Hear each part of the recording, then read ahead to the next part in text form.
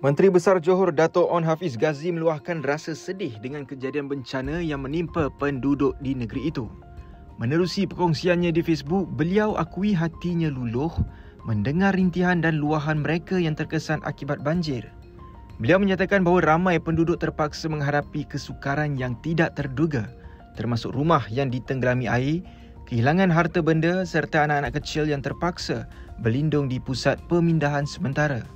Setakat ini, jumlah mangsa banjir di Johor terus meningkat kepada 5,092 orang daripada 1,284 keluarga dengan 79 pusat pemindahan sementara masih beroperasi di 5 daerah terjejas. Onn Hafiz turut meninjau keadaan di PPS Dewan MBIP Skudai yang kini menempatkan 169 mangsa daripada 61 keluarga. Jabatan Meteorologi Malaysia Met Malaysia melaporkan bahawa hujan lebat dijangka berterusan sehingga Jumaat. Sehubungan itu, kerajaan negeri akan terus menggerakkan segala usaha bagi menyelaras bantuan, memastikan bekalan makanan mencukupi serta menyediakan keperluan asas kepada mangsa yang terjejas.